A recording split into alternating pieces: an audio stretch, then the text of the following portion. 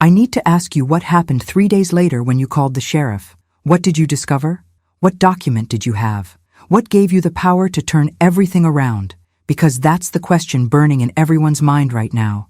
A woman kicked out after 20 years, humiliated, told to leave the home she helped build.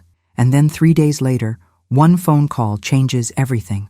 My name is Sarah Muller, and I'm 54 years old. I live in Dayton, Ohio, on a quiet street called Briarwood Drive. For 2 decades, I was the reliable one. The one who worked doubles when Clark's construction company struggled. The one who paid the mortgage when his crew walked off a job. The one who made it work. And on a Tuesday afternoon in late October, with rain drumming against the kitchen window, my husband told me to pack a bag and leave. His daughter Chloe stood behind him in the doorway, arms crossed, face calm. She was 32 years old. She hadn't lived with us in over a decade, but she was there that day, and her presence felt like a wall. Clark said the house wasn't safe for me anymore. He said I was becoming unstable. He said Chloe was worried.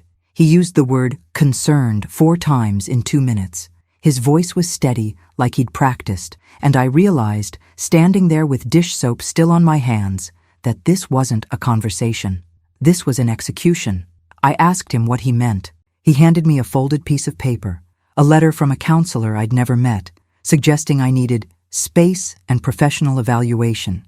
The letter was dated 3 days earlier. I'd never been contacted, never been asked. Someone had written an assessment of my mental state without ever speaking to me. Chloe spoke then. She said it gently, like she was comforting a confused child. She said I'd been forgetting things, leaving doors unlocked, saying strange things about money. She said Clark had tried to help, but I kept refusing. She said this was an intervention, and interventions required hard choices. I looked at my husband, the man I'd married when I was 34, the man whose business I'd saved with my teacher's salary, my summer school checks, my retirement account loans, and he wouldn't meet my eyes. I didn't cry. I didn't scream. I asked one question.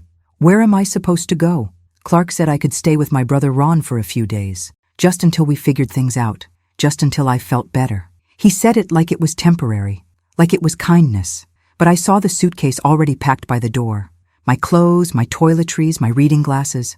Someone had gone through my things while I was at work. If this story has already touched your heart, subscribe now, leave a like, and tell me in the comments what city you're watching from. I want you to understand something about that house on Briarwood Drive. It wasn't just a house. It was the first place I'd ever felt like I had roots. I grew up in apartments, moving every 2 years when my mom couldn't make rent. I swore I'd never live like that again. When Clark and I bought that house 20 years ago, I cried signing the deed. My name was on that title, Sarah Muller, right there in black ink. We were a blended family from the start. Clark had Chloe from his first marriage. She was 12 when we met, 16 when we married. I tried. I really tried. But Chloe never wanted a stepmother. She wanted her father to herself, and every woman in his life was a threat. By the time she turned 18, she'd moved out. We'd see her on holidays, birthdays. It was civil, cold, but civil. The house had 4 bedrooms. We'd planned for more kids, but it never happened. Clark said he was content. So we filled the space with other things. His workshop in the garage, my craft room upstairs, a guest room that stayed ready for my brother Ron when he visited from Columbus, and Chloe's old room, untouched, like a museum. For 20 years, I paid half the mortgage. Some years, more than half. When Clark's company took a hit during the recession, I worked summer school, night classes, tutoring on Saturdays. I told myself it was partnership. I told myself that's what marriage meant. My hands were shaking when I picked up that suitcase. I remember that. I also remember the smell of the coffee I'd made that morning, still sitting in the pot, going cold. I'd bought Clark's favorite creamer the day before, French vanilla. It was still in the fridge. Ron picked me up an hour later. He didn't ask questions on the drive to Columbus, just kept glancing at me like I might shatter. When we got to his apartment, he made me tea and said I could stay as long as I needed. But I saw the worry in his face. He had his own life, his own bills. I couldn't camp on his couch forever. That night, lying on Ron's guest bed, I tried to make sense of it. What had I forgotten? What doors had I left unlocked? I teach high school English. I manage 30 teenagers every period. I grade essays, track attendance, remember which kid needs extended time and which one has a grandmother in hospice. My mind works fine, But doubt creeps in fast. I started wondering if I'd been acting strange, if I had said something about money that sounded paranoid, if I'd worried out loud about bills, about Clark's spending, about the new truck he'd bought without asking me. That truck, a Ford F-250, $65,000. He'd brought it home one Saturday in August and acted like it was a done deal. When I asked if we could afford it, he'd laughed and said I worried too much. Maybe I did worry too much. Maybe that's what this was about. Maybe I'd become the nagging wife, the one who counted pennies while he tried to build something bigger. 2 days passed. Clark texted once, "Hope you're okay. Let me know when you're ready to talk." It was polite, distant, like I was a coworker recovering from surgery, not his wife of 20 years. I went to work both days, taught my classes, smiled at my colleagues. Mrs. Henderson from the math department asked if I was feeling all right. I looked tired, she said. I told her I wasn't sleeping well. She offered me herbal tea recommendations. I wrote them down on a sticky note I later threw away. On the third day, a Wednesday, I couldn't take it anymore. I told Ron I needed to go back to the house. I needed more clothes, I said. My lesson plans, my winter coat, but really I needed to see it, to prove to myself it was still mine, that I hadn't dreamed the last 20 years. Ron said he'd come with me. I told him no. I needed to do this alone. He made me promise to text him when I got there and when I left, like I was a teenager going to a party. Clark's truck wasn't in the driveway when I pulled up. The sky was gray, threatening more rain. November in Ohio. Everything brown and dying. I used my key. The door opened easily. Nothing had been changed. No new locks. That should have made me feel better. It didn't. Inside, the house smelled different. Not bad, just different. Like someone else had been cooking, making coffee, living. The living room furniture had been moved. The couch I'd picked out at a Labor Day sale 6 years ago, the one I'd convinced Clark was worth the extra $200 because it would last longer, had been pushed against the opposite wall. The coffee table I'd refinished myself, sanding it down and restaining it walnut because Clark said we couldn't afford a new one, was now angled wrong. The whole room felt off balance. I walked through the kitchen. New groceries in the fridge, organic milk, expensive yogurt, things I never bought because we were watching our budget, things Chloe used to buy when she visited. Upstairs, my chest got tight. I walked slowly, my footsteps loud on the hardwood. Chloe's door was open. The room I dusted every month for 14 years, keeping it ready in case she ever wanted to come home for a weekend. The room that had stayed frozen in time, still decorated with her high school posters and swimming trophies. It wasn't frozen anymore. It was alive. Fresh sheets on the bed, clothes in the closet, not teenage clothes, adult clothes, work blouses, dress pants, makeup spread across the dresser, expensive brands, perfume bottles, a charging station for multiple devices. Chloe had moved back in, not for a weekend, not for a visit. She'd moved back in permanently. I stood there in the doorway, my brain trying to process what this meant, and then I heard the garage door opening, the mechanical whir, Clark's truck pulling in. I should have left. I should have grabbed what I came for and walked out, but my feet wouldn't move. I heard him come through the kitchen, his boots on the tile, the heavy tread I'd known for 20 years. He came up the stairs slowly, and when he saw me standing there, he stopped. "Sarah, you should have called first." I asked him why Chloe was living here. My voice came out smaller than I intended, weaker. He said she'd been having a hard time, relationship trouble. Her boyfriend had kicked her out. She was struggling with money, trying to get her real estate license, but the market was tough. She needed support. He said it like it was obvious, like I should have understood without asking. I asked him when I could come home. That's when his face changed. The mask of concern slipped just a little. He said we needed to talk about that. He said things had gotten complicated. He said Chloe had been doing some research, talking to people, and there were concerns about the house, about equity, about what was fair. I felt my chest tighten. The air in the hallway got thinner. "What does that mean?" Clark looked uncomfortable. He shifted his weight, glanced toward Chloe's room like he was checking if she was there. Then he said something I'll never forget. He said Chloe felt like she'd been cheated out of her inheritance, that I'd come into the family and taken what should have been hers, that this house should have gone to her eventually, but now my name was on everything. He said she'd talked to someone, a lawyer, someone who told her she had rights, that adult children could contest unfair asset distribution. I asked him if he was divorcing me. He said no, not like that. He said he loved me, but he also loved his daughter, and he couldn't keep choosing between us. He needed to protect her future. She was his blood, his responsibility. And if I really cared about this family, I'd understand that. I asked him what he wanted me to do. My voice was steady now, cold. He said maybe we could restructure things. Maybe I could sign over a portion of the house to Chloe, or we could refinance and give her a lump sum from the equity. Something that would make her feel secure, something that would prove she mattered. I asked him how much he was thinking, how much of my house he wanted me to give away. He said we'd figure it out together. He said it wasn't about the amount. It was about the principle, about family. I looked at him standing there in the hallway of the house I'd paid for, the house I'd kept running when his business almost failed in 2009, the house I'd maintained, cleaned, worried over, the house where I'd spent 20 years trying to build a home with a man who was now asking me to give it away to make his daughter feel better about her own failures. I said I needed to think about it. He looked relieved, like I was being reasonable, like this was all going to work out. I left without my coat, without my lesson plans. I drove back to Ron's apartment in the rain, my windshield wipers beating a rhythm that sounded like stupid, stupid, stupid. That night, I did something I should have done years ago. I went out to my car and dug through the box I kept in my trunk, the one with old files and documents. Teachers are pack rats. We keep everything. Grade books from 10 years ago. Lesson plans we'll never use again. And records, bank statements, tax returns, mortgage documents. I brought the box inside and spread everything across Ron's kitchen table. He came out of his bedroom in his pajamas, took one look at my face, and started making coffee. Real coffee this time, not instant.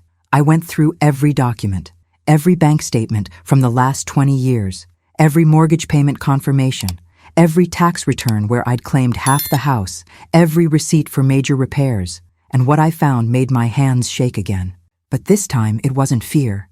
It was rage. I need to tell you about the money, because that's what this was really about. Not love, not family, not my mental health. Money, assets, equity, the American dream of ownership, and who gets to claim it when the dream falls apart. When Clark and I bought the house in 2006, we both signed the mortgage. Equal owners, equal responsibility. The down payment came from my savings. $18,000 I'd saved over 10 years of teaching, living in a studio apartment, driving a car with 200,000 miles, packing my lunch every day. That $18,000 represented sacrifice. It represented every choice I'd made to build security. Clark contributed $4,000 from a bonus his company had paid him for finishing a strip mall renovation early. I never held it over him. I thought we were building something together. I thought my 18 and his 4 just meant we started from different places. I thought 20 years would even everything out. I was wrong. Over 20 years, I'd paid approximately 70% of the mortgage. Not 50, 70. I had bank statements showing every automatic withdrawal from my checking account. $450 twice a month, every month for 240 months. I had records of the extra payments I'd made. The times I'd covered Clark's half because he was waiting on a client to pay. The months when his business account ran dry and my teaching salary kept us afloat. I'd paid for the new roof in 2012. $14,000 on my credit card because the old one was leaking into the attic. I'd paid it off over 2 years. The statements were there. Every payment, every interest charge. I'd paid for the HVAC system in 2016. $11,000. Same credit card, same slow payoff. I'd paid for the kitchen renovation in 2019. $32,000. New cabinets, new appliances, new countertops. Clark had wanted granite. I'd argued for butcher block because it was $8,000 cheaper. He'd pouted until I agreed to the granite. I'd paid for it, all of it. The house was worth $420,000 now. We'd paid off about 60% of the mortgage. That meant we had equity of about $250,000. And based on my calculations, my contributions, I'd paid for more than 70% of that equity. But none of that would matter if Chloe convinced Clark to force me out, if they painted me as unstable, if they made me sign something before I understood what I was giving away. I called Ron into the kitchen. It was almost 3 a.m. He looked at the papers spread across his table, the bank statements, the receipts, the calculations I'd scribbled on the back of an envelope. He studied them for a long time, his jaw getting tighter and tighter. Then he said something I'll never forget. "Sarah, you need a lawyer. Not next week. Not when you feel ready. Tomorrow. You need a lawyer tomorrow." I said I didn't know any lawyers. Ron said his friend from college was a family law attorney in Cincinnati. He'd get me a name. A good name. Someone who fought. But even then, I had doubt. Sitting there in Ron's kitchen at 3 in the morning, drinking coffee that was too strong and made my hands shake worse, I wondered if I was overreacting. If maybe this was just a misunderstanding. If maybe Clark would come to his senses once Chloe calmed down. I said that out loud. I said, maybe I'm making this bigger than it is. Ron looked at me like I'd lost my mind. He said, "Sarah, they kicked you out of your own house. They moved his daughter into your space. They're asking you to give away your equity. How is that not big?" I said I didn't know. I said I'd spent 20 years being the reasonable one, the one who didn't make waves, the one who made it work. I didn't know how to be the one who fought. Ron said it was time to learn. At 7 the next morning, Ron called his friend. By 9, I had the name and number of a family law attorney in Dayton. Diane Keller. Ron said his friend had called in a favor. Diane was good, tough. She didn't take cases she couldn't win. I called her office at 9:30. The receptionist asked what it was regarding. I said my husband had kicked me out of my house and I needed help getting back in. The receptionist asked if I was in danger. I said no, not physical danger, but I was in danger of losing everything. She put me through to Diane. A voice came on the line, crisp, professional. "This is Diane Keller." I told her my name. I told her my husband had forced me to leave our house 3 days ago. I told her his adult daughter had moved in. I told her they wanted me to sign over equity. My voice shook. I hated that it shook, but I couldn't stop it. Diane asked me 3 questions. "Is your name on the deed?" "Yes." "Did you contribute to the mortgage?" "Yes." "Do you have records?" "Yes." She said she could see me that afternoon. 2 o'clock. Bring everything. Every document I had. I spent the next 4 hours organizing papers. Ron helped. We made copies of everything. Bank statements, tax returns, receipts. We put them in a binder. Color-coded tabs. I'm a teacher. Organization is what I do when I'm scared. Diane's office was in a small building near the courthouse. Bland carpet, artificial plants, a coffee maker that looked older than me.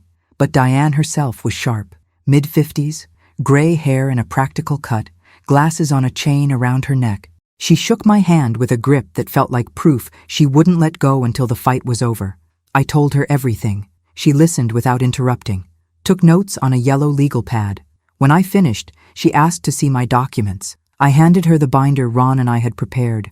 She went through it slowly, page by page. Her expression didn't change, but her pen moved fast, underlining things, making notes in the margins. After 20 minutes, she looked up. "Sarah, do you have a copy of the deed?" I did. I pulled it out. She studied it for a long moment. Then she smiled. It wasn't a friendly smile. It was the smile of a chess player who'd just seen the board clearly. "You're a joint tenant with rights of survivorship," she said. "Do you know what that means?" I said I thought it meant we both owned the house. She said it meant more than that. It meant I owned 50% of the house no matter what. Clark couldn't force me out legally. He couldn't sell the house without my signature. He couldn't refinance without my consent. And if he tried to claim I was mentally unfit to make decisions about the property, we'd bury him in discovery. We'd subpoena every bank record, every text message, every email. We'd show exactly who paid for that house, who maintained it, who kept it running while he bought $65,000 trucks. I felt something shift in my chest, something that felt like power returning to a body that had been numb. Diane said, we needed to act fast. She said the most important thing in these situations was controlling the narrative. Right now, Clark and Chloe were telling a story where I was unstable, and they were concerned, family members trying to help. We needed to tell a different story, the true one, the story where a woman who'd paid for her home was being pushed out by her husband and his manipulative daughter. She said that last part matter-of-factly, no sugarcoating. She said adult children who tried to claim their parents' assets while that parent was still alive and married were, in her experience, usually motivated by greed and a sense of entitlement.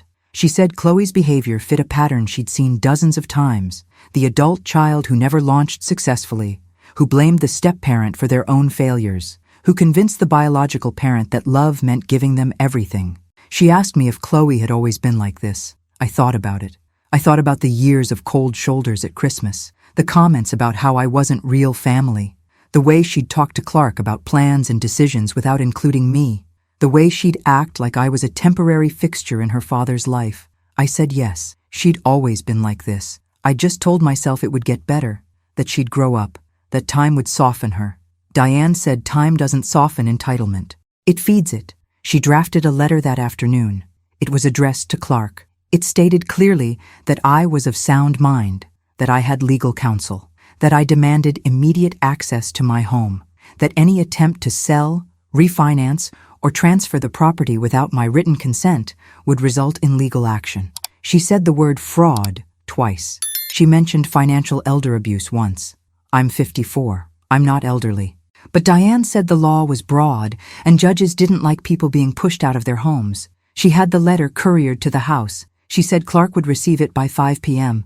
She said we'd know his response within 24 hours. She said if he was smart, he'd call. If he was scared, he'd lawyer up. If he was arrogant, he'd ignore it. I asked her what I should do in the meantime. She said document everything, every text, every call, every interaction. She said if Clark contacted me, I should be pleasant but firm. Give nothing away. Admit nothing. Just state facts. She said the moment you start explaining yourself, you start losing. That night, Clark called. I was at Ron's apartment, sitting on the couch, with a frozen pizza we'd barely touched. My phone buzzed, his name on the screen.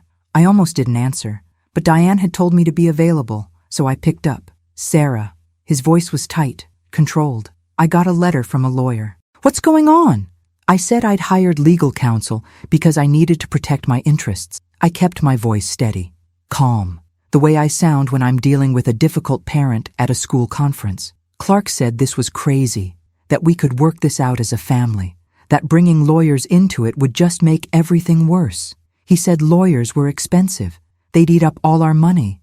He said Chloe was upset. She felt attacked. She felt like I was trying to destroy her relationship with her father.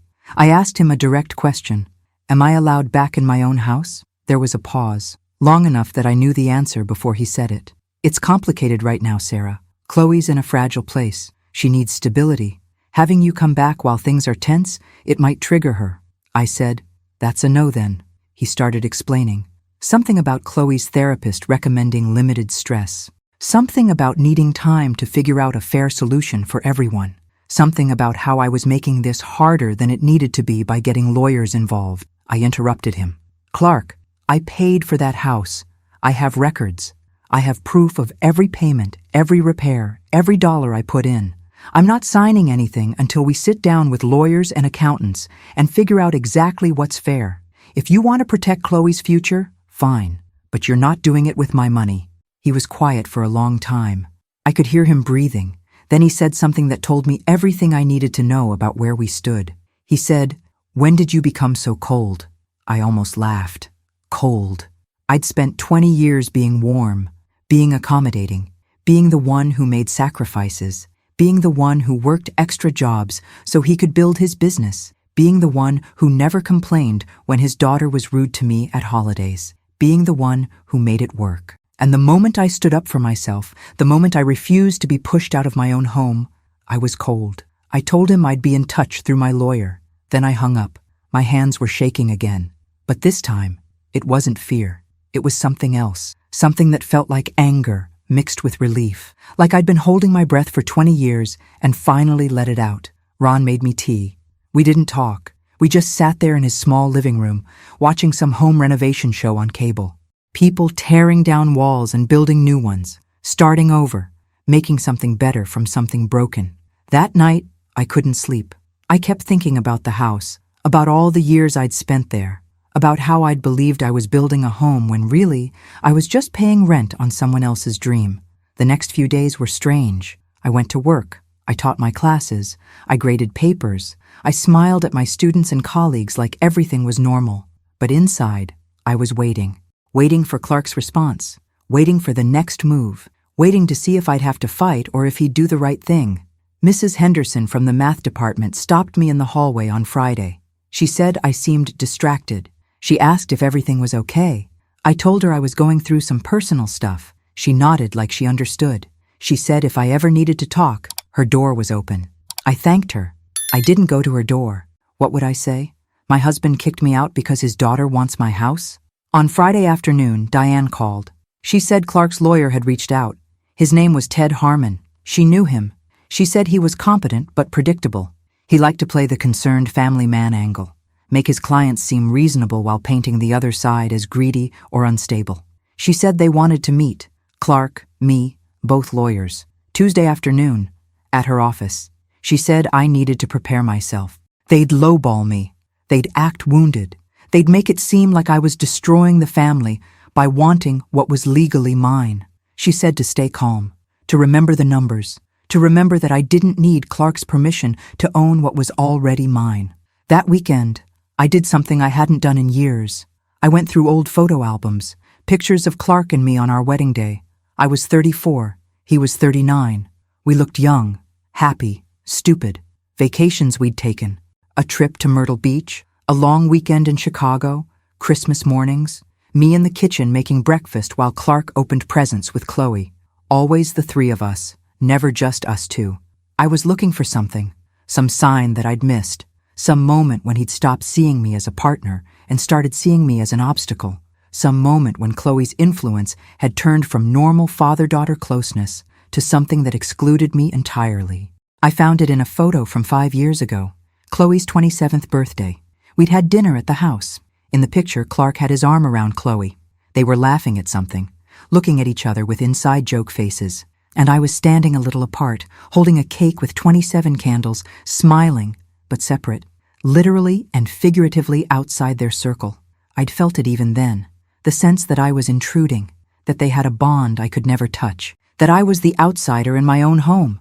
But I'd told myself it was normal, that fathers and daughters were close, that I was being insecure, that time would make it better. Time hadn't made it better. Time had just given Chloe more opportunities to position herself as the real family while I was the hired help who happened to share a bed with her father. On Tuesday, I walked into Diane's office at exactly 2 p.m. I'd worn my best work clothes, a navy blazer, gray pants, simple jewelry. I wanted to look competent, professional, not unstable. Clark was already there, sitting in the conference room with Ted Harmon. Clark looked terrible, thinner than I remembered, his face drawn. He'd always been sturdy, solid. Now he looked like he'd been carved from the inside out. Part of me felt bad. Most of me didn't. Ted Harmon stood when I came in. Expensive suit, perfect haircut, the kind of smile that made you want to check your wallet. He shook my hand and said he hoped we could resolve this amicably. I said I hoped so too. I didn't mean it. We sat down. The conference table was old wood, scarred with water rings from too many coffee cups. Diane opened with a simple statement. She had a prepared packet. She laid it out on the table. My contributions to the house, the down payment, the mortgage payments year by year, the home improvements, every major expense. She had a spreadsheet, dates, amounts, bank confirmation numbers. Everything, she said clearly, without emotion, that I had contributed approximately 70% of the value of the house over 20 years. She said this was documented fact, indisputable. Ted responded with a different story. He said Clark had contributed labor.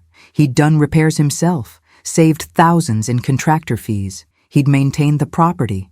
He'd provided value that couldn't be measured in dollars. Sweat equity, Ted called it. Diane didn't blink. She said labor didn't supersede legal ownership or documented financial contribution. She said I'd also contributed labor, cleaning, cooking, managing the household while working full-time. If we wanted to calculate unpaid domestic work, we could. Studies showed it was worth approximately $40,000 a year. Over 20 years, that was $800,000. But she wasn't claiming that because it would be petty.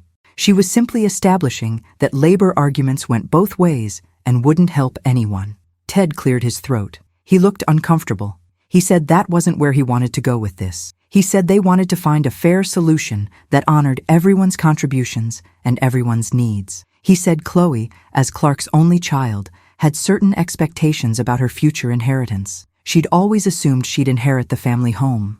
Having a step-parent's name on the deed had created uncertainty and anxiety. I almost laughed. Anxiety. Chloe was 32 years old. She'd had over a decade to build her own life, her own assets, her own equity. Instead, she'd bounced from job to job, relationship to relationship, always landing back in her father's lap when things got hard. And now she was claiming anxiety because I dared to marry her father and contribute to his household. Ted continued. He said they'd like to propose a solution. A buyout. Clark would purchase my share of the house. I'd sign over my interest. We'd file for divorce quietly, amicably. No drama, no drawn-out court battle. Diane asked how much they were offering. Ted said $90,000. He said it was a generous offer given the circumstances. He said it would give me a fresh start. $90,000 for a house with $250,000 in equity, for 20 years of payments, for a home I'd built. The room was quiet. I could hear the air conditioning humming, someone walking in the hallway outside, the clock on the wall ticking. Diane looked at me. She didn't say anything. She was waiting to see what I'd do, waiting to see if I'd fold. I looked at Clark, really looked at him. His eyes were on the table. He couldn't meet my gaze. I asked him one question. Do you think that's fair? He shifted in his seat. Sarah, we're trying to be reasonable. I said, reasonable would be splitting the equity 50-50. That's $125,000 minimum. You're offering me 90, 72% of what I'm legally entitled to. That's not reasonable. That's insulting. Ted started to speak. Something about market conditions and the cost of refinancing. I cut him off. I said I wasn't here to negotiate against myself. I said if Clark wanted the house, he'd pay me fair market value for my half. $125,000. If he didn't want to do that, we'd sell the house and split everything down the middle. Those were the only two options I'd consider. Clark's face went red. He said I was being vindictive, that I was trying to punish him for loving his daughter, that this wasn't about money. It was about me wanting control. He said I'd always been controlling, always worried about money, always making him feel like he wasn't good enough. I stood up. The chair scraped against the floor. I said, this meeting is over. Clark, you have until next Friday to decide. Either buy me out at fair value or we list the house for sale and split the proceeds. If I don't hear from you by Friday, I'm filing a partition suit. A judge will force the sale. You'll lose the house either way. But this way, you get to choose how. I walked out. Diane followed me into the hallway. She was grinning. Sarah, that was perfect. You were calm, clear, and you didn't engage with his emotional manipulation. That's exactly how you handle bullies. I didn't feel perfect. I felt sick. My hands were shaking so hard I had to clench them into fists. But I also felt something else. I felt like I'd stopped apologizing for existing. That night, Ron asked me if I thought Clark would agree. I said I didn't know. I said I wasn't sure I cared anymore. The marriage was over whether we signed papers or not. The only question now was whether I'd walk away with what I'd earned. But here's what I didn't tell Ron. I was scared, not of losing the house. I'd accepted that possibility. I was scared that even if I won, even if I got my money, I'd still feel empty. Because 20 years of your life don't disappear just because you get a check. 20 years of believing you were building something together don't vanish because you prove you paid for more of it. I went to work the next day, Wednesday. My students were reading The Great Gatsby. We were discussing the green light, symbols of unattainable dreams. One of my students, a girl named Emma, asked if Gatsby was stupid for chasing something he could never have. I said no. I said Gatsby wasn't stupid. He was hopeful. And hope can look a lot like stupidity when it doesn't work out. But that doesn't mean it's wrong to hope. It just means sometimes reality doesn't match what we wanted. Emma asked if that was sad. I said yes. It was sad. But it was also human. After class, Emma stayed behind. She said I seemed different lately, quieter. She asked if I was okay. I told her I was going through a difficult time. She nodded. Then she said something that made me cry later. She said, "You're the strongest teacher I know. Whatever it is, you'll figure it out." I went home to Ron's apartment and cried for an hour. Not because I was weak, because I was exhausted, because being strong all the time is its own kind of burden. On Thursday, 6 days before Clark's deadline, something happened that changed everything again. My phone rang. Unknown number. I almost didn't answer, but something made me pick up. A woman's voice, older, hesitant. "Is this Sarah Muller?" I said yes. She said, "My name is Patricia Hoffman. I used to be Patricia Muller. I was Clark's first wife, Chloe's mother." My heart stopped. Patricia had left when Chloe was 11, moved to Arizona. I'd never met her, never spoken to her. Clark barely mentioned her except to say she'd abandoned Chloe, that she'd chosen herself over her daughter, that she was the reason Chloe had abandonment issues. Patricia said she'd heard about what was happening. Chloe had called her last week, gloating, saying she was finally getting what was rightfully hers, saying Clark had finally chosen family over some random woman he'd married. Patricia said Chloe had been cruel about it, triumphant. Patricia said she needed to tell me something Clark had probably never mentioned. When they divorced 23 years ago, they'd owned a house too, a smaller place in Dayton.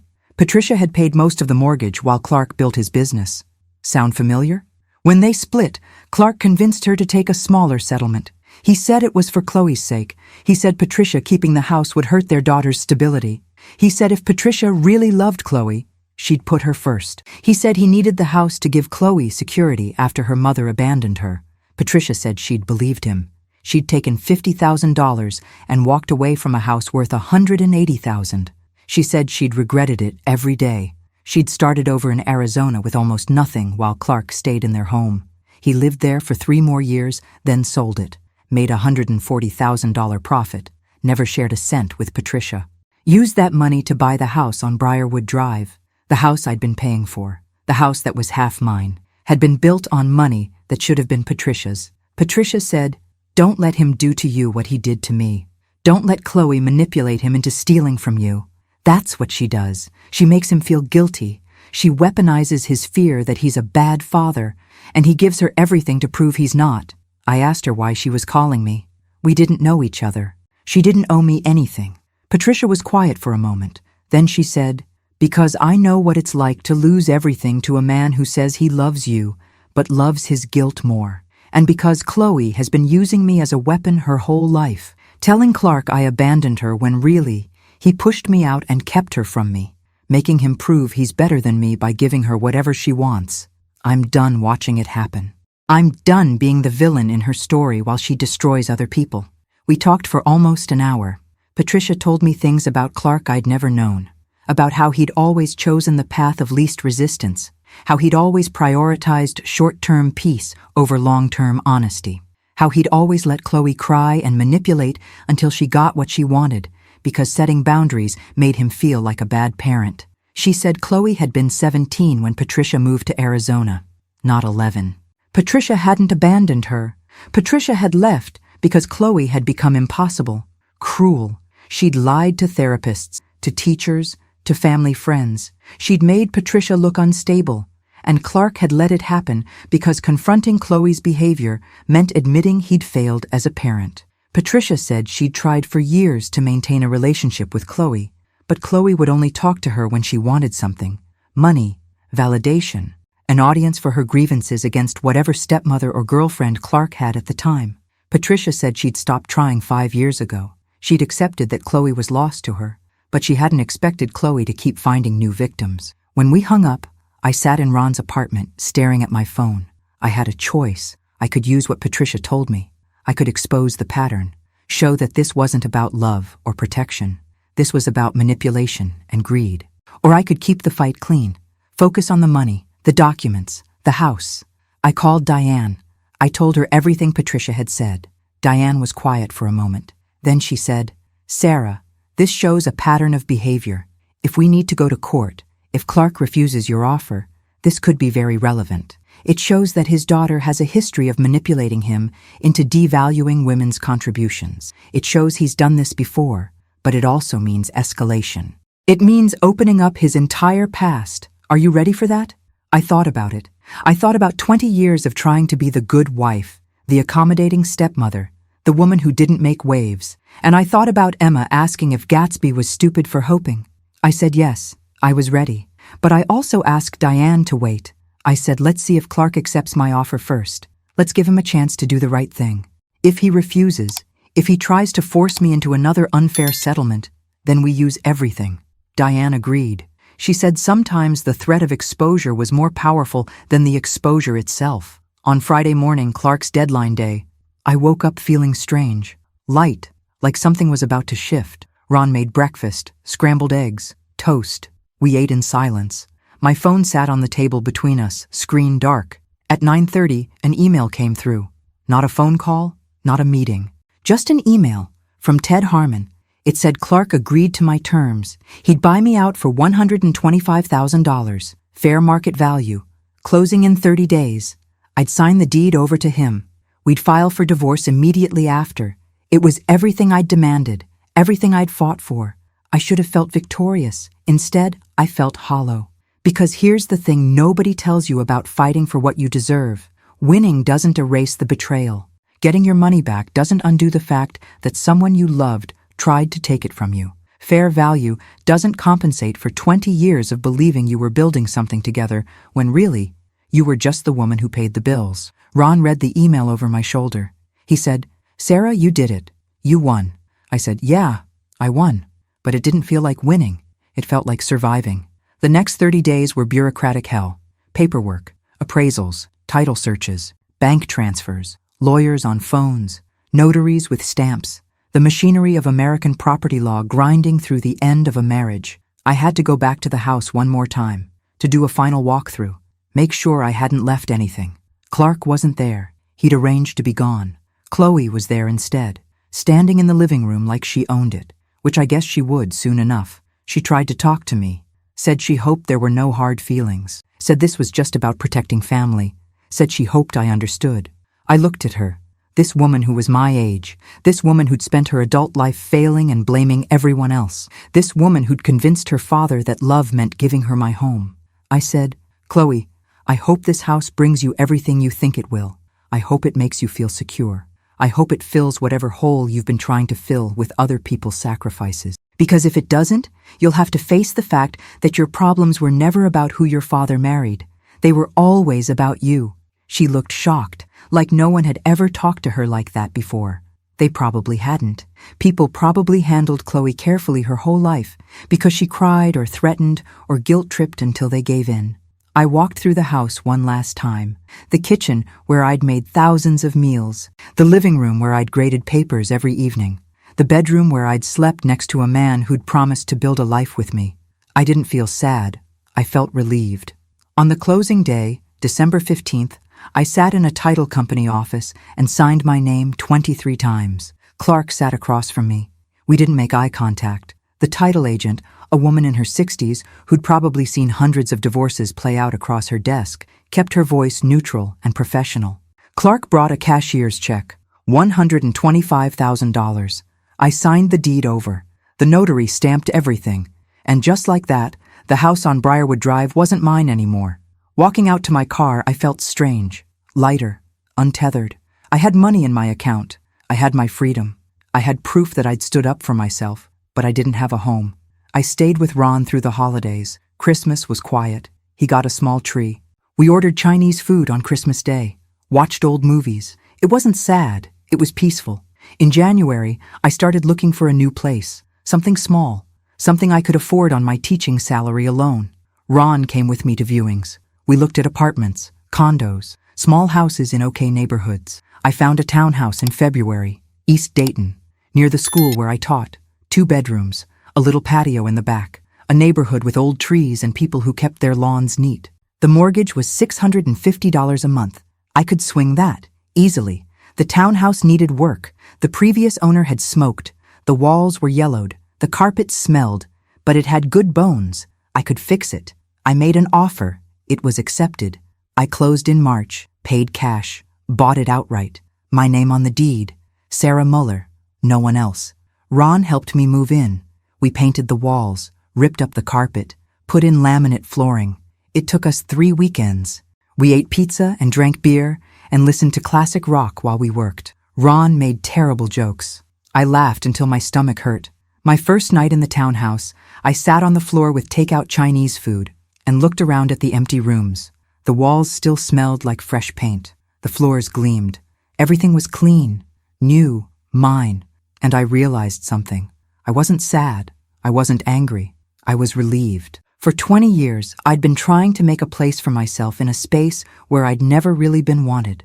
I'd been so focused on earning my spot, on proving I deserved to stay, that I'd never asked myself if I actually wanted to be there.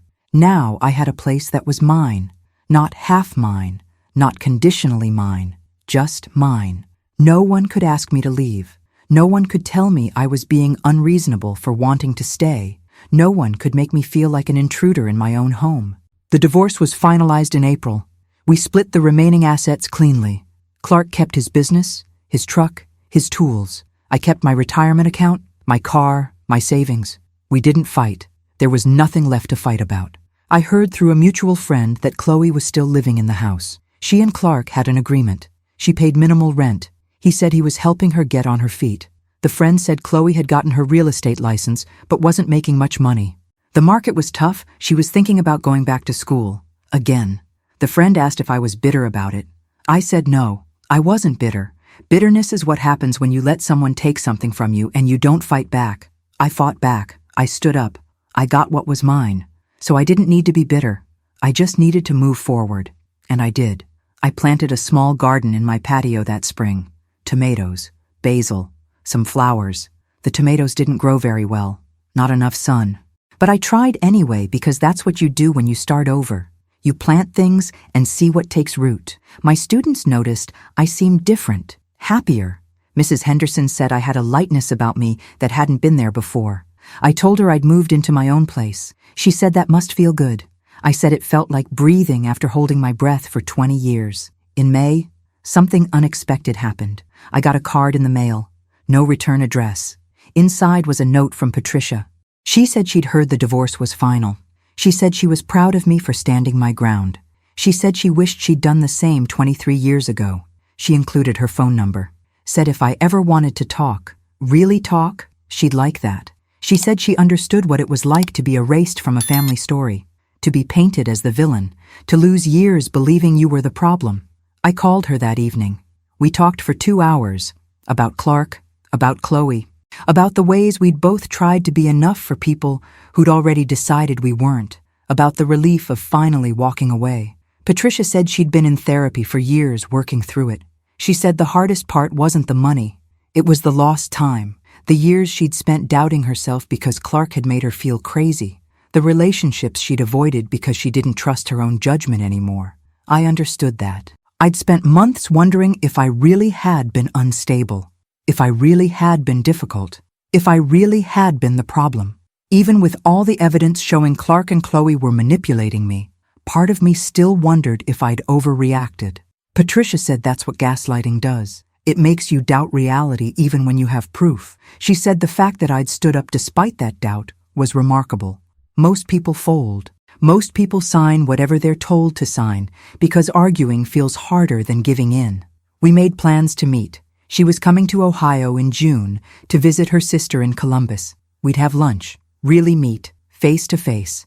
In June, I sat across from Patricia in a small restaurant in Columbus. She looked like an older version of Chloe. Same bone structure, same eyes, but her face was softer, kinder. She didn't have that hardness Chloe carried. We talked about everything.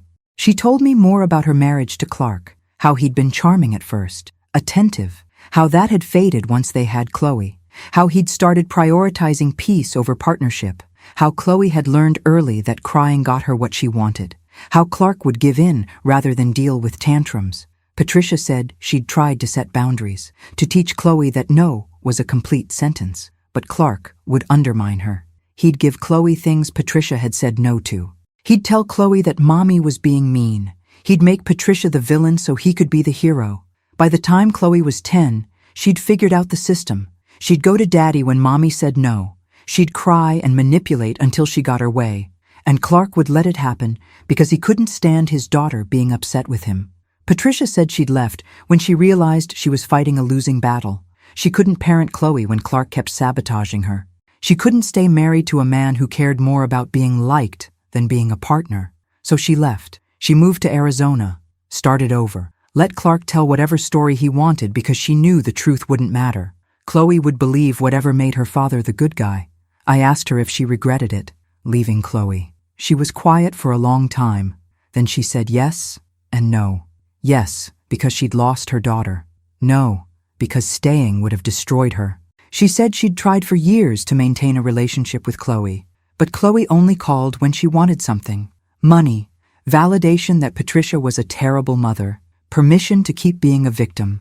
Patricia said she'd finally accepted that Chloe was an adult making adult choices. Those choices had consequences. One of those consequences was not having a relationship with her mother. Patricia had grieved that, let it go, built a new life. She'd remarried 8 years ago. A good man. A widower with grown kids who'd launched successfully. They had a quiet life in Tucson, a small house, a garden, Sunday dinners with his kids and grandkids. Patricia said it wasn't perfect, but it was peaceful. And after years of chaos, peace felt like victory. I told her about my townhouse, my garden, my students, the way I'd started sleeping through the night without waking up, worried about money, or wondering if Clark was secretly planning something. Patricia smiled. She said, "You're where I was 8 years ago, just starting to remember who you are without someone telling you you're wrong." She was right. I was remembering. Remembering that I liked quiet mornings, that I liked reading without someone interrupting, that I liked having my own space arranged exactly how I wanted it, that I liked not walking on eggshells. We stayed in touch after that, texted regularly. She sent me photos of her garden. I sent her photos of mine. We compared notes on terrible tomato crops. She said hers never grew right either, something about the desert heat. I said mine got too much shade. We laughed about how neither of us could grow a decent tomato, but we kept trying. In July, something happened at school. The principal announced he was retiring. They needed someone to head the English department. Mrs. Henderson said I should apply. I said I didn't think I was ready for that kind of responsibility. She said I'd been handling it unofficially for years. The younger teachers came to me for advice. I covered classes when people were sick. I mentored student teachers. I was already doing the job. I applied. I didn't expect to get it, but I did. Starting in September, I'd be the English department head. It came with a small raise, $5,000 a year.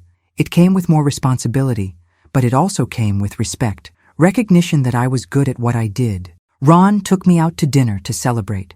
We went to a steakhouse, a nice one, the kind of place I'd always thought was too expensive. He ordered wine. We clinked glasses. He said he was proud of me, said Mom would be proud too. I said I wished she could see this, the townhouse, the promotion, the proof that I'd landed on my feet.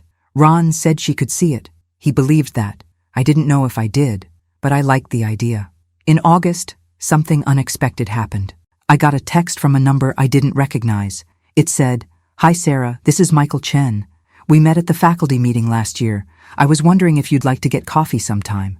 No pressure, just coffee. Michael Chen." I remembered him.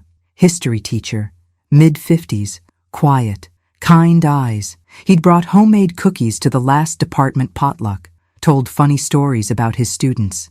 Seemed nice. I almost said no. I almost deleted the text. I wasn't ready for dating. I wasn't sure I'd ever be ready. But then I thought about Patricia, about her saying peace felt like victory, about her quiet life in Tucson, about second chances. I texted back, "Coffee sounds nice." We met that Saturday at a local coffee shop, one of those places with mismatched furniture and local art on the walls. Michael was already there when I arrived. He stood when he saw me, pulled out my chair. Small things, polite things, things that felt foreign after years with Clark. We talked for 2 hours, about teaching, about our students, about books we loved. He asked about my townhouse. I told him about the renovations, about ripping up carpet with my brother, about painting walls, about starting over. He said he understood starting over. His wife had died 4 years ago. Cancer, fast and brutal.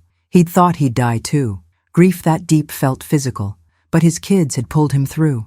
His daughter in Cincinnati, his son in Cleveland. They'd made him keep going. I asked if he was ready to date. He said he didn't know, but he was ready for coffee, ready for conversation, ready to see what happened. We had coffee again the next week, and the week after that. We went to a movie, dinner, a walk in the park. It was slow, careful. We both had scar tissue, but he made me laugh. He didn't make me feel like I needed to earn my place at the table, and that felt revolutionary.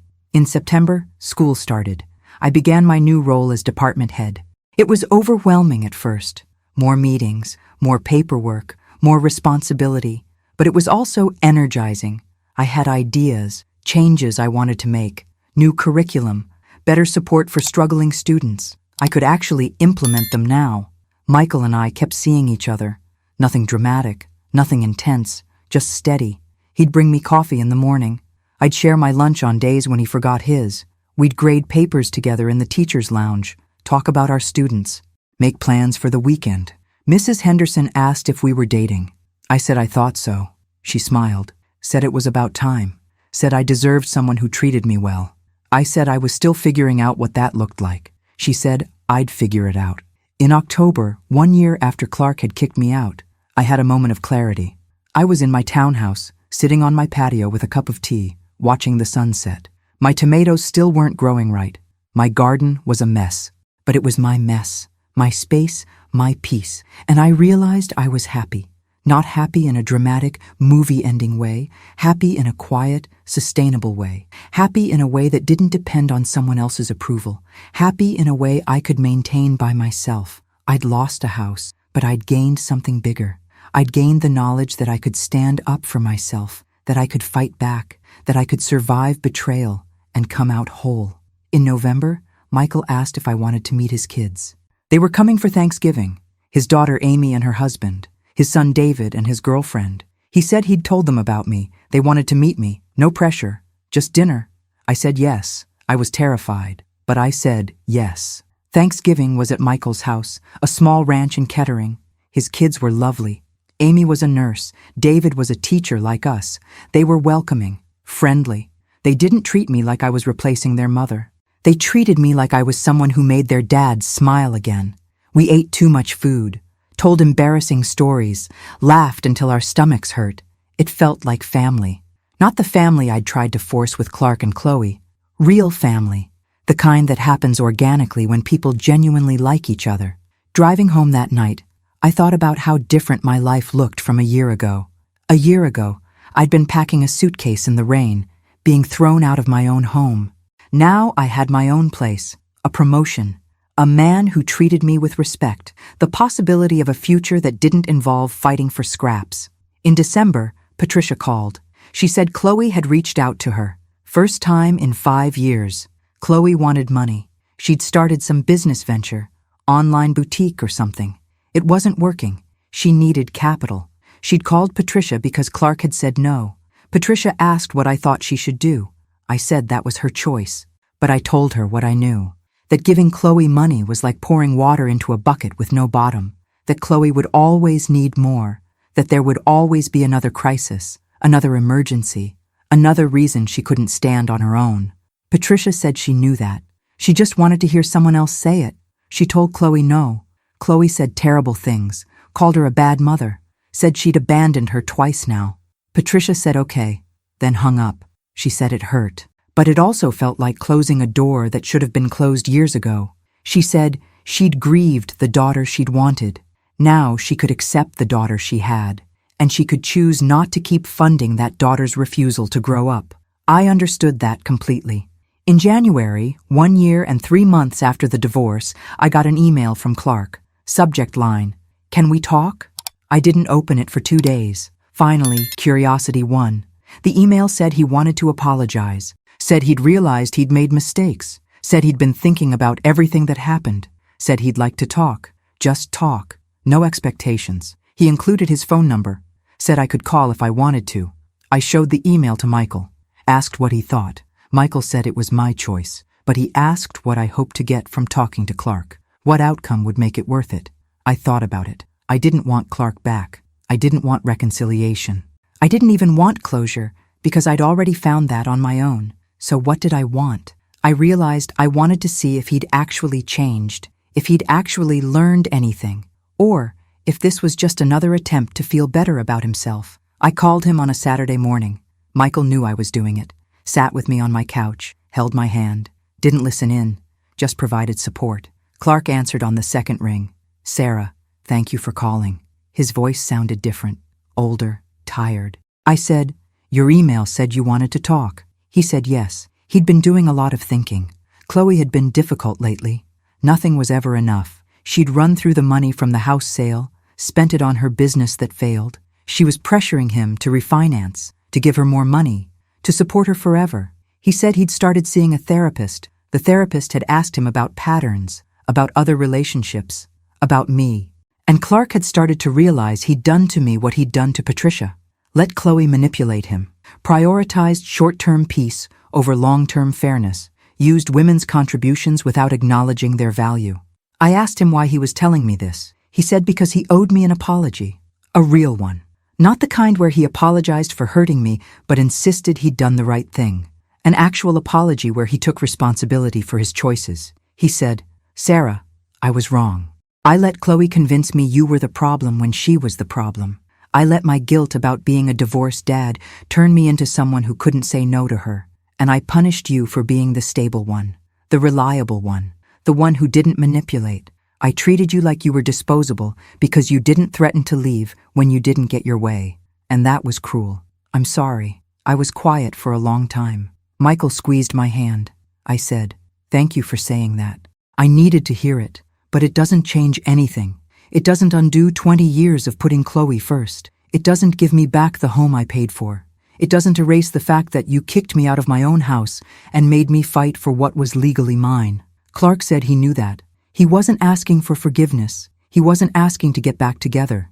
He just wanted me to know he understood now. He understood what he'd lost. He understood the cost of choosing guilt over love. I asked him about Chloe, where she was now. He said she'd moved out 6 months ago. They'd had a huge fight about money. She'd said terrible things, accused him of loving me more than her. He'd finally set a boundary, said no more money, no more bailing her out. She'd called him a bad father and left. He said he'd heard through mutual friends she was living with a boyfriend now, working part-time, still struggling. He said part of him wanted to reach out, to fix it. But his therapist said that would just restart the cycle, that Chloe needed to face consequences, that helping her avoid them wasn't helping her. I said I agreed with his therapist. Clark asked about me, how I was doing. I told him about my townhouse, my promotion, Michael, my life. He said it sounded like I was doing well. He sounded genuinely happy about that. Not bitter, not jealous, just glad. We talked for about 30 minutes. It was strange, talking to him without anger, without fear, without walking on eggshells, just two people who'd once been married, acknowledging what happened, moving on. At the end, Clark said, "Sarah, you deserved better than I gave you. I hope you found it." I said, "I have. I hope you find peace too, Clark." We hung up. Michael asked how I felt. I said strange, lighter, like a chapter had really, finally closed. Michael said, "You know what I admire about you? You didn't let what happened make you bitter. You didn't let it make you small. You fought back, got what you deserved, and then moved forward. That's strength." I said I didn't feel strong. I felt like I'd just survived. He said surviving was strength, especially when you could have given up. In February, Valentine's Day, Michael and I had been together 6 months. He took me to dinner, a nice Italian place. After dinner, he gave me a small gift, a plant from my patio, a lemon tree. He said he knew my tomatoes didn't grow well, but maybe a lemon tree would do better. I laughed. It was perfect, thoughtful, not over the top, just right. He said he wasn't ready to rush into anything, but he wanted me to know he was serious about this, about us, about building something real. I said I wanted that too. Something real, something steady, something where I didn't have to fight for my place. In March, 2 years after buying my townhouse, I did something I'd been thinking about for a while. I called Patricia, asked if she wanted to visit, come see my place, spend a weekend. She said yes immediately. Patricia flew in on a Friday. Ron picked her up from the airport. We all had dinner at my townhouse. I cooked, nothing fancy, just pasta and salad. But it was nice. Patricia loved my place, said it felt like me, comfortable, simple, peaceful. Saturday, we spent the day together, walked around downtown Dayton, had coffee, talked about everything and nothing. She told me about her life in Tucson, her husband, her garden, her volunteer work at a local library. I told her about Michael, about how different it felt to be with someone who didn't make me feel like I was auditioning for the role of girlfriend, who just liked me, respected me, treated me like an equal. Patricia said that's what real partnership looked like. She said she'd had it now with her husband for 8 years. She said the difference was night and day. After years of fighting for scraps, having someone treat you well felt almost suspicious at first, like waiting for the other shoe to drop. I said that's exactly how I felt, waiting for Michael to reveal he was just like Clark, to start prioritizing someone else, to make me feel disposable. Patricia said that fear would fade. She said time and consistency healed that. Michael showing up, day after day, treating me well, that would eventually convince the scared part of me that this was real. Sunday morning, before Patricia flew back to Arizona, we had breakfast at a local diner. Just the two of us. She said she was grateful we'd found each other, that going through something similar created a bond, a understanding. She said, "Sarah, I want you to know something. What happened to you, what happened to me, it wasn't our fault. We didn't cause it. We didn't deserve it. We were women who loved men who didn't know how to love us back without conditions. That's on them, not us." I said thank you. I needed to hear that. Even 2 years later, I still sometimes wondered if I'd been too difficult, too focused on money, too unwilling to sacrifice for family. Patricia said those thoughts were the residue of gaslighting. She said they'd fade, but if they ever came back strong, I should call her. She'd remind me of the truth. We hugged goodbye at the airport, promised to stay in touch. She said she'd visit again, maybe in the fall. I said I'd like that. In April, something wonderful happened. Emma, the student who told me I was strong, got accepted to her dream school, a university in California, full scholarship. She came to tell me after school, practically bouncing with excitement. She said I'd been part of why she pushed herself, why she believed she could do more than people expected. She said watching me handle whatever had been happening in my personal life with grace had taught her that you could go through hard things and come out okay. I cried, right there in my classroom. Happy tears, proud tears. Emma hugged me, said thank you for believing in her. That's the thing about teaching. You plant seeds and you don't always see them grow, but sometimes you get to see it. You get to see a kid you believed in blossom, and it makes everything worth it. In May, Michael asked if I wanted to take a trip with him that summer. Nothing big, a week at the beach, North Carolina, somewhere quiet, just us. I said yes. We booked a small beach house, made plans. I was excited, nervous, but excited. In June, the school year ended. I'd successfully completed my first year as department head. It had been hard, but good. We'd implemented new curriculum, improved test scores, supported struggling students. I'd made a difference. The principal called me into his office the last day of school, said I'd done excellent work, said he was putting me in for a recognition award at the district level, said I was exactly the kind of leader the school needed. I walked out of that office feeling 10 feet tall, 20 years of teaching, 20 years of being reliable, and now, finally, recognition, respect, proof that I was good at what I did. In July, Michael and I went to the beach. It was perfect. We walked on the sand every morning, read books, ate too much seafood, talked about the future, about what we wanted, about where this relationship was going. Michael said he could see a future with me, marriage eventually, maybe, if that's what I wanted. He said there was no rush, but he wanted me to know he was thinking long-term. I said I was too, but I needed to go slow. My last marriage had ended badly. I needed to know this was different, that he was different. He said he understood. He said we'd go as slow as I needed. He said he wasn't going anywhere. Sitting on that beach, watching the sun set over the ocean, I felt something I hadn't felt in years. Hope. Real hope. The kind that isn't naive. The kind that's earned through surviving hard things. In August, back from the beach, I started preparing for the new school year. I had new teachers joining the department. Young teachers, excited, idealistic. I remembered being like that. 25 and certain I could change the world. I could change the world. Just not the way I'd thought. Not with grand gestures, with small moments, with believing in students, with showing up every day, with being the stable force in unstable lives. In September, something unexpected happened. I ran into Chloe at the grocery store.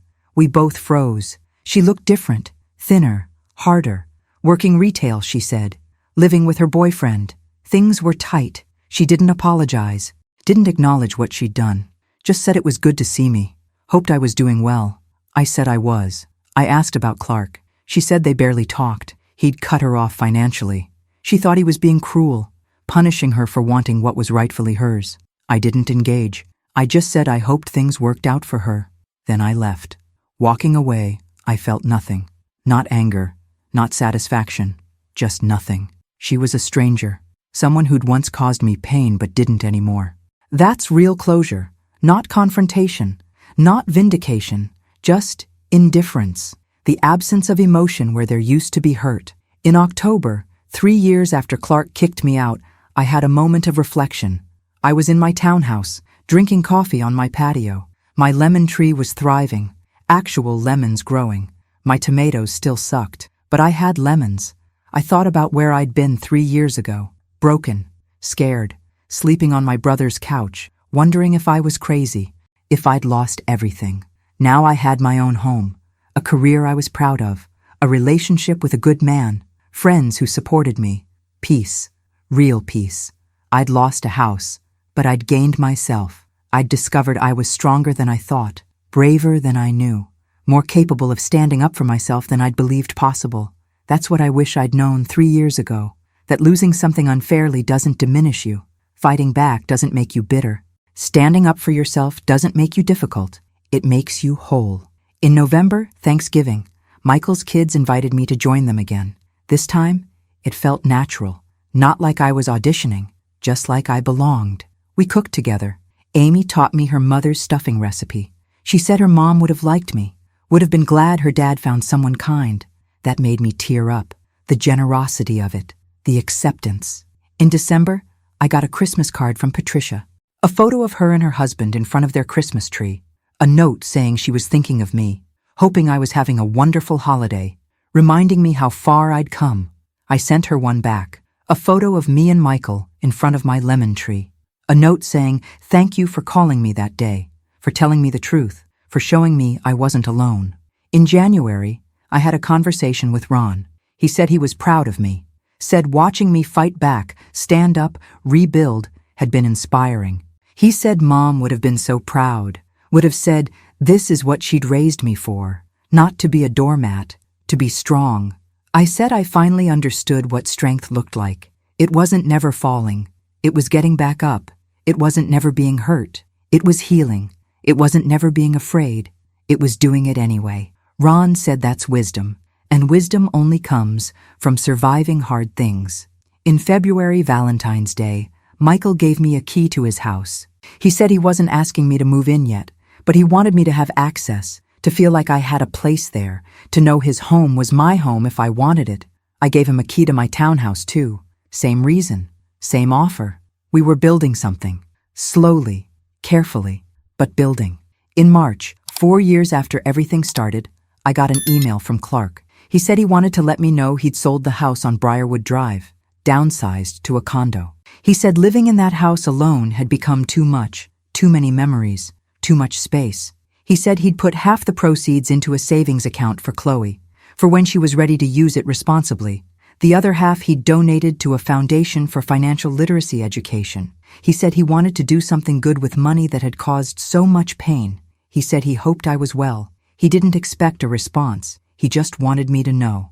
I didn't respond, but I thought about it for a long time.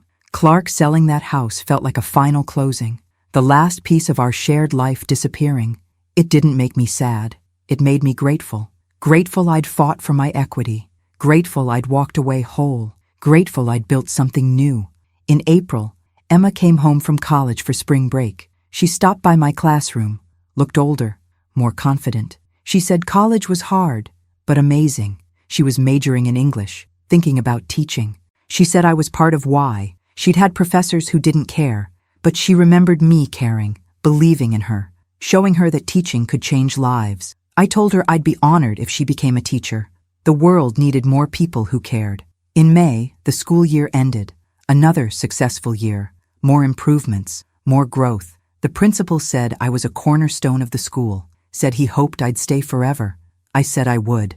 I'd found my place, my purpose, my peace. In June, Michael and I took another beach trip. Same place, North Carolina. This time felt different, easier. We'd been together 2 years. We knew each other's rhythms, our fights, our joys. The relationship had weathered normal stress, job pressure, family stuff, health scares, and it held. On the last night, sitting on the beach, Michael said he loved me, really loved me. Not in a casual way, in a forever way. I said I loved him too, in the same way. He didn't propose, didn't need to. We both knew where this was heading. We both knew we'd found something real. In July, I turned 56. Ron threw me a party, small, just close friends. Michael's kids came. Patricia flew in. Mrs. Henderson from school. A few other colleagues. We had cake, told embarrassing stories, laughed. Looking around my townhouse full of people who loved me, people I'd chosen and who'd chosen me back, I felt complete, whole, happy. Not happy in a fairy tale way. Happy in a real, sustainable, earned way. Happy in a way that acknowledged I'd been through hell and come out better, stronger, clearer about what I needed and what I deserved. In August, preparing for another school year, I thought about the students I'd teach, the lives I'd impact, the small differences I'd make. That's legacy. Not a big house, not a perfect family, just showing up, day after day, being reliable, being kind, being proof that hard things don't have to break you. Today, sitting on my patio with my thriving lemon tree and my terrible tomatoes, I can say I'm happy, really happy. I have a home I own outright, a career I'm proud of, a relationship built on respect, friends who show up, peace that isn't conditional. I lost a husband who didn't value me. I lost a house I paid for. I lost 20 years of believing I was building something together.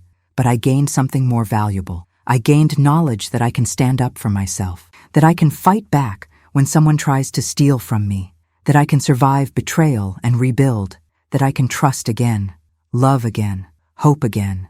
I gained proof that justice doesn't have to be dramatic to be real. Sometimes justice is just getting back what you put in. Sometimes it's just refusing to be erased. Sometimes it's just walking away whole. And that's enough. That's more than enough. That's everything. If this story has touched your heart, subscribe now, leave a like, and tell me in the comments what city you're watching from. That helps us keep sharing stories of strong women, families, and the unexpected turns of life.